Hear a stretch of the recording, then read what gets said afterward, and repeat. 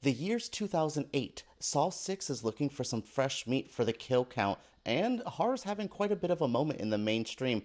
This seems like the perfect time to make a reality show, right? Yes, we are jumping to what I think is the flavor of love of horror TV. We are looking at the forgotten reality show, Scream Queens. Hello Flickering Myth family and welcome to our channel. My name is EJ and we have quite the video ahead of us today. Look, this is a spot for horror appreciation. I love the genre. That means the good, the bad, and the forgotten. We're looking at a reality show that I had no idea even existed until now. I kind of remember it loosely when it came out, but I wasn't a VH1 reality show watcher unless it was like I Love New York and Flavor of Love, which I did watch, and maybe Rock of Love, the Bret Michaels one. I don't like to admit that out loud, but truly, I was like amazed when I found this show on Tubi and I ventured into it. Well, watching it, I can see why it only had 2 seasons, and I can see why the actresses from this never really went out to be big mainstream horror names. So yeah, we are going to be looking at Scream Queens. We're going to look at the winner of the first season, the episode structure, and there's a lot to talk about, specifically with James Gunn being one of the judges and how cringy 2000's James Gunn really got. Scream Queen.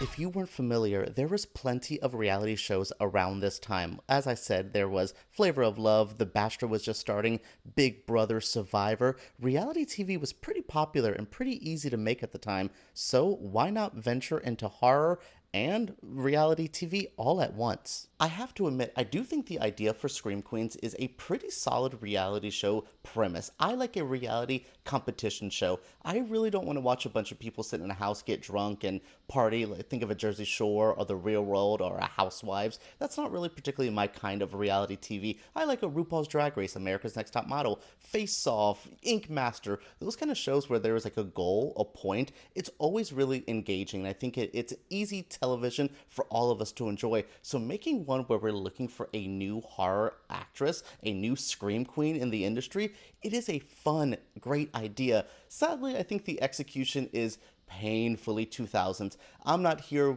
to like really cancel anyone or talk about like, well, back in the day, political correctness. But wow, this show is sleazy. It's almost counterintuitive to what it's trying to do. There's often times where the judges, which is Shawnee Smith from the Saw films, James Gunn's one of them. What was it? That one guy who does acting coach guy, Homa. What was the point of him? Truly. Bottom line, just not buying it. But yeah, these judges are like, yes, you guys are doing great. No, never mind, you guys are doing horrible. This is all too sleazy. It's a little bit of a porn acting. And I'm like, sure, yes, these actresses are not doing great, but when you give them the character of stripper or prison guard or prostitute, what did you expect? The kingdom of darkness only opens to the most willing of servants. You're not pushing the girls. It feels like the show was trying to fight between two battles. It feels like it was trying to be sleazy reality TV of the time. Give us the very hot girls to be hot, because my goodness, just James Gunn often just say these women are hot, and that is it. He's like, oh, they're a bad actress, but at least they're hot. Kyla, you are unbelievably freaking hot. And by record, I mean vagina. That was perfect. You're going to be a sexy mummy. Great, thanks, James. Real help there.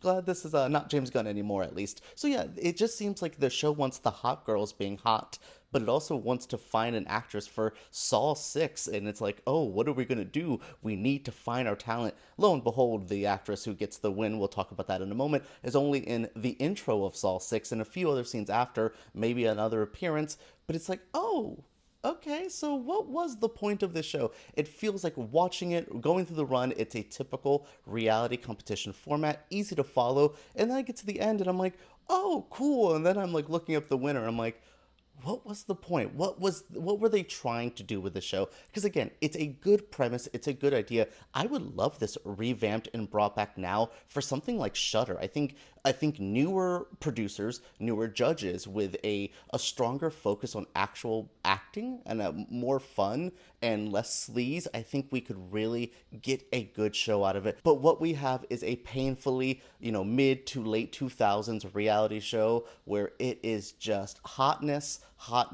let's make fun of people, let's talk about the bitches and this, blah, blah, blah. And you're like, okay, so that is kind of my background for this. This is where we were in the world of reality TV and where we were in horror. Saw was the franchise at the moment. Horror it wasn't the slasher era of the 80s. It wasn't that post-Scream 90s vibe. It was the torture porn era. This was moments where bloody and graphic content was in the mainstream. So Saw being a focus of a reality show still blows my mind, and it's still pretty cool. But yes, the Saw franchise needed a lead actress, so they're going to go through a group of hot women. Again, focus on how hot these women are. We're going to focus on the hot women and find the actress. Well, who wins? I'm sure if you remember Saw 6, you know who the winner is. Episode 1, the pilot, is pure 2000s reality show sleaze. It has a bad opening acting challenge, a fruit seduction mini challenge, which...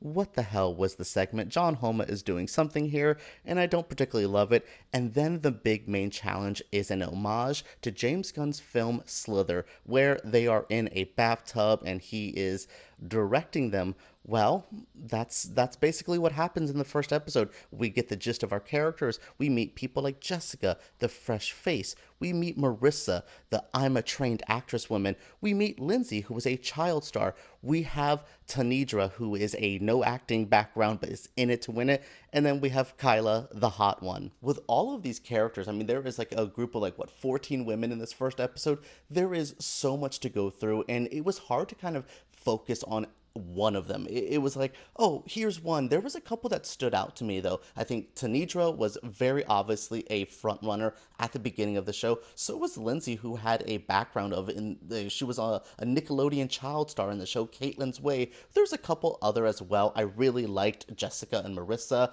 I thought these women were interesting and had something to do, and you can see them again trying to fight across the production. They're trying so hard to be actresses, but they aren't being almost allowed to, because again, the challenges are so dry and so boring. Again, it's frustrating because you want these challenges to challenge the girls, but again, it's the time period, so you find this weird mixture of watching the show where you're seeing real authentic moments pop through, but production, the judging, and the overall nature of the 2000s is not allowing the show to hit the level up that it could have. I knew we were in trouble when episode 1 ends with the hot one that they keep labeling Kyla, when she just gets to kind of get pushed through, and Joanne, who seems very passionate about it, is sent home.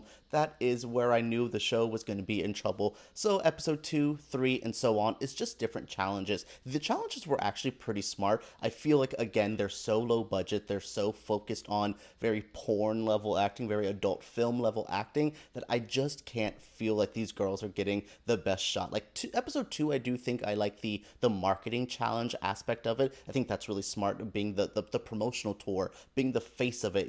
I think nowadays we would have them go through a junket, maybe shoot a commercial, things like that. I think there are elements here that I keep going, this show could be good. Maybe I can bring it back. Maybe Flickering Myth can do a new season of Scream Queens, because truly, there is so much potential here. But I want to get us to the final episode. The ones who make it to the final 3 honestly all surprised me. They all had a bit of a story going on, and I thought one of them should not have made it, but she definitely did. Michelle is the one I had the most problems with here. She was the most inconsistent. I think it was episode 4 or 5. You could see James Gunn really upset with the lack that she was giving. There was no oomph, there was no passion. She was just really lacking something. We also had Lindsay, who was the child actress who I mentioned earlier, and Tanedra, who is honestly the star of this whole thing. She really had a good arc, she had a really good story, and she delivers each and every episode.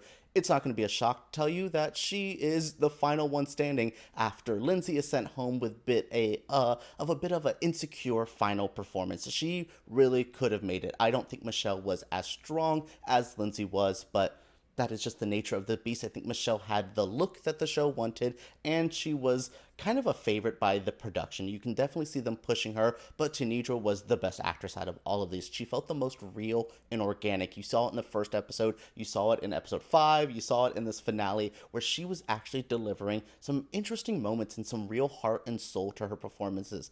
I thought that was a decent crowning. The show could have had a far worse pick. It could have been, the hot blonde with the big breast and, oh my god, giggly. It doesn't fit the Saw universe, but I'm sure they would have made it in. God, it's so funny that James Gunn wasn't really involved with the Saw movies, but he gets to kind of help cast a Saw movie. So yeah, I'm glad they went with the more stronger choice of an actress. Now we know our winner. It is Tanedra. What happened with her career? Where did she go after the show? Well, not too far. Look at me. Look at my goddamn arm! What the fuck am I supposed to learn from this, huh? The winner of the show, Tanedra, doing some research, found out that she tried for some other reality shows. She wanted to be a soap star. There was a I want to be a soap actress reality show. Again, 2000s, everyone had one. She did not make it onto that show, but she said her roommate told her to go onto this one. You see that she doesn't really seem like a horror-loving person. This isn't someone who was born and raised in the horror industry, but just seems to fall in love with it and fall perfectly into the world that they were building here. She makes a good impression in her Saw 6 acting debut. She is the one in the beginning where cuts off that arm, throws it in, and you are, truly a memorable moment. And she does get to have a scene later on, and she's also in Saw 3D. So, I appreciate what she did for the Saw franchise, but it seems like no one beyond the production of the Saw movies or this really had a future for her, because somehow she ends up in Shane Dawson videos, a couple TV show appearances, some indie movies. She never hit that level that I felt that she could have. I don't know what was really hurting her. Maybe it was a black actress in the horror genre, which is still rare nowadays, but even in the 2000s, what was it? Can you name lead black actresses in horror films? Can you even name really supporting actresses in horror films? Nowadays, it's so much, Lupita Nyong'o has been in Us and, A Quiet Place in just the last, 5 to 10 years. So, there is a place for it now, but I feel like she was kind of thrown and thrust into an industry that wasn't ready for an actress like her and wasn't ready for just delivering more spots for this, because truly she should have been in more of these. She should have been in more Lionsgate production. It seemed like they just kind of let her go sink or swim, and she sank, and that's sad because there was potential here. Alright everyone, that's it for my video of the first season of Scream Queens. There is a second season. I don't know the winner of that. I will say I was kind of spoiled for this one because I know the iconic Saw opening with Tanedra, so I kind of knew what was happening. But season 2, I have no idea what's going on. If you want to see me cover it, let me know down in the comments below. Did you like this video? Did you like going to the mid to late 2000s sleazy VH1 reality show era? Which ones of these did you watch? Were you a reality show fan? Did you watch this when it was airing? Share your thoughts down in the comments below. Subscribe to Flickering Myth for more videos like this, and give us a thumbs up if you did have a good time with us today. This is your spot for horror. This is your spot for cult films, and I guess now forgotten reality shows. Alright everyone, let's talk about Scream Queens and the horror genre. Hell, let's talk about the Saw movies. I love the Saw stuff. Right down below.